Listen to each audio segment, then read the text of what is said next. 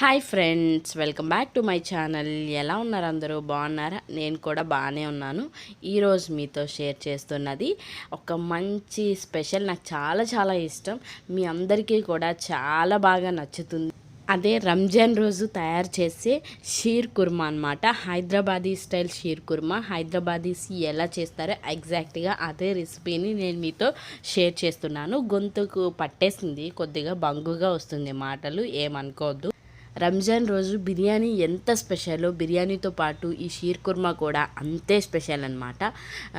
ఈ షీర్ కుర్మాని నన్ను చాలామంది అడిగారు. రంజాన్ రోజు చేస్తారు కదా ఒక స్వీట్ షీర్ కుర్మా, అది ఎలా చేస్తారు, చాలా బాగుంటుంది, ఒకసారి చెప్పండి ఎలా చేస్తారని ఫ్రెండ్స్ తెలిసిన వాళ్ళు చాలామంది అడిగారు. డెఫినెట్గా మీకు కూడా అది చాలా బాగా నచ్చుతుంది. ఓకేనా? ఇప్పుడు రెసిపీ స్టార్ట్ చేసే ముందు మీరు ఫస్ట్ టైం కనుక నా వీడియో చూస్తున్నట్లయితే, నాకు ఇంకా సబ్స్క్రైబ్ కాకపోతే ఈ ఛానల్లో నన్ను సపోర్ట్ చేద్దాం అనుకుంటే, నా వీడియో కింద రైట్ సైడ్లో రెడ్ కలర్లో సబ్స్క్రైబ్ అని కనిపిస్తుంది కదా, దాని మీద క్లిక్ చేసి సబ్స్క్రైబ్ కండి. అలాగే ఆ పక్కనే ఒక గంట సింబల్ వస్తుంది. నేను పెట్టే ప్రతి వీడియోస్ మీకు మిస్ కాకుండా నోటిఫికేషన్ రావాలంటే ఆ గంట సింబల్ మీద కూడా ఒకసారి క్లిక్ చేసేయండి. ముందుగా దీనికి కావాల్సినవి షీర్ కుర్మా, సేమియా. షీర్ కుర్మాకి కావాల్సిన సేమియా అంటే వాళ్ళు ఇస్తారనమాట. ఇది నాకు పూర్ణ మార్కెట్లో దొరికింది, సన్నంగా ఉంటాయి, అవే వాడాలి. ఆ తర్వాత బాదంని ఒకరోజు నైట్ అంతా నీటిలో నానబెట్టేసిన బాదంని ఇలా తొక్క తీసేసి దాన్ని రెండు ముక్కలుగా, ఇలా మధ్యలోకి ఉంటుంది కదా, అలా రెండు ముక్కలుగా కట్ చేసేసి ఆ రెండు ముక్కల్ని మళ్ళీ ఇంకో రెండు ముక్కలు కట్ చేయాలి. ఇలా 4 ముక్కలుగా సన్నంగా కట్ చేసుకోవాలన్నమాట. అలా కట్ చేసుకున్న ముక్కలు ఒక 3/4 కప్ తీసుకోవాలి. ఆ తర్వాత మిల్క్ మేడ్ 3 స్పూన్లు, తర్వాత కోవా 2 స్పూన్లు, ఆ తర్వాత జీడిపప్పు 1/4 కప్ అంటే పావు కప్పు, ఆ తర్వాత యాలకులు 4, దోసకాయ పప్పు 1/4 కప్పు పావు కప్పు, పంచదార రుచికి తగ్గట్టు, పాలు చిక్కటి పాలు తీసుకోవాలి. పాలు 1 లీటరు, చిక్కగా ఉన్న పాలు మాత్రమే తీసుకోవాలి. ఆ తర్వాత నెయ్యి తగినంత. ఇప్పుడు ముందుగా స్టవ్ మీద కళాయి పెట్టి అందులో ఒక 5-6 స్పూన్ల నెయ్యి వేసి నెయ్యి బాగా వేడవనివ్వాలి. అలా నెయ్యి వేడైన తర్వాత మనం తెచ్చుంచుకున్నాం కదా షీర్ కుర్మాకి సేమియా, ఆ సేమియాని ఇందులో వేసేసి ఫ్రై చేసుకోవాలన్నమాట.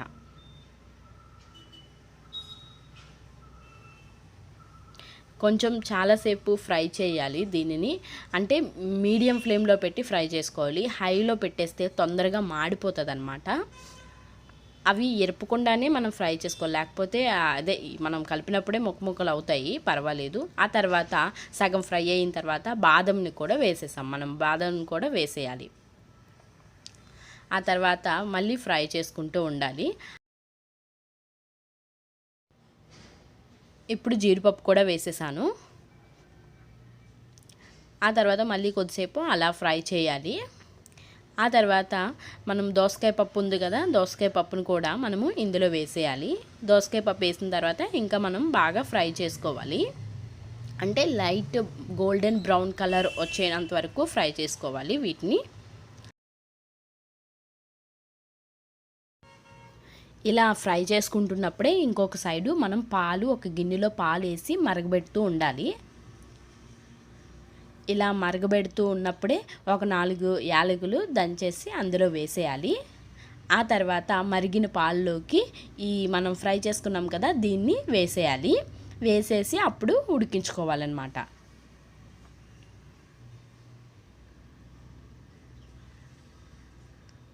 నేను స్టీల్ గిన్నెలోను మాడిపోతుంది కిందని అని చెప్పేసి అది కూడా కచ్చడా బిచ్చడా అయిపోయింది కదా, పొంగిపోయి, అందుకోసం బాగా కనిపించట్లేదని నేను ఇంకా ప్యాన్లోకి మార్చేసాను. అది ప్యాన్లో ఉడికించుకుంటున్నాను. ఇలాగా బాగా ఉడికించుకోవాలన్నమాట. ఆ సేమియా ఉడుకుతుంది, మనకి తెలిసిపోతుంది. అంటే ఆ సేమియా కొంచెమే వేయాలి. నేను చూసారు కదా, 1 లీటర్ పాలకి నేను కొంచెం వేసాను.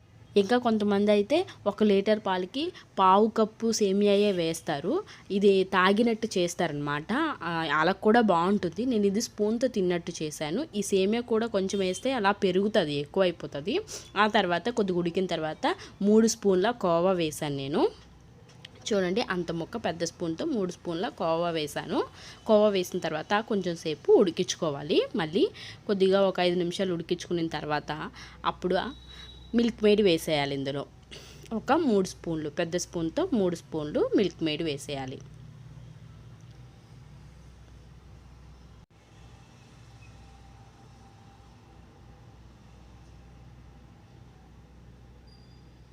ఆ తర్వాత మిల్క్ మేడ్ వేసేసిన తర్వాత కొంచెం పంచదార వేసుకోవాలి. ఎందుకంటే మిల్క్ మేడ్ టే స్వీట్నెస్సే మనకి ఎక్కువైపోతుంది కాబట్టి కొంచెం ఒకటి 2 స్పూన్లు వేసుకోవాలి పంచదార.